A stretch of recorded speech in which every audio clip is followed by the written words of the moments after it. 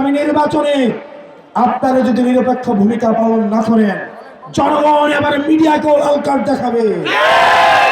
আমার মা বোনেরা রেডি হয়ে আছে, প্রস্তুত হয়ে আছে রোজা রেখে আমাদেরকে ভোট দেওয়ার জন্য। এবার যারা ভোট কেন্দ্র দখল করতে আসতে চাও, তোমরা তোমাদের মা বোনদের কাছ থেকে, সন্তানের কাছ থেকে দোয়া নিয়ে আইছো, তোমরা আর ফেরত চাইতে পারবে না।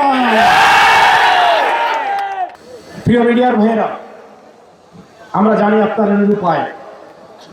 তৃণমূলের সাংবাদিকরা এসে আমাদেরকেও জানায়, ভাই আমরা খবরটা পাঠাই, এই খবরটা কেটে দেওয়া হয়।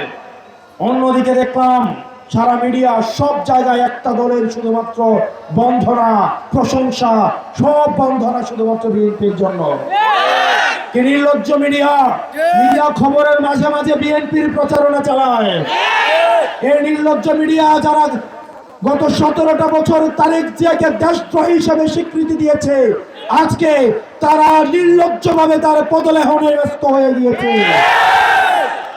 শিয়া বাটার ও ভিটামিনে সমৃদ্ধ লিলি বিউটি সোপ, তারুণ্যময় উজ্জ্বল ত্বকের জন্য। রিমার্ক। প্রিয় মিডিয়ার ভাইরা, আপনাদের চরিত্র বদলাইতে হবে। আমরা জানি আমার সাংবাদিক ভাইরা চেষ্টা করে, কিন্তু মিডিয়ার মালিকেরা হচ্ছে প্রথম মুনাফিক।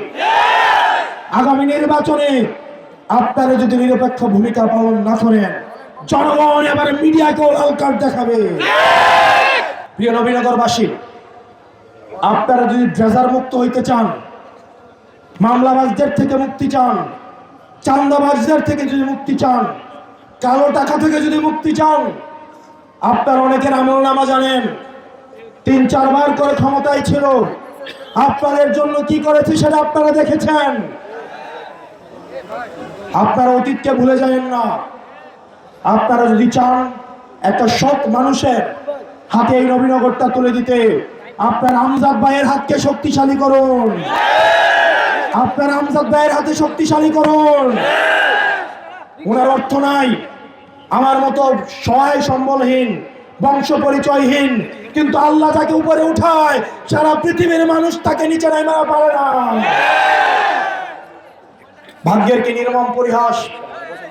গত 1.5 বছর আগে কোন এক রোজারিতে আমার ব্যানারটাকে কোপায়া কোপায়া বিএনপির এক নেতা আমার ব্যানারটাকে ছিঁড়েছিল 1.5 বছর আগে।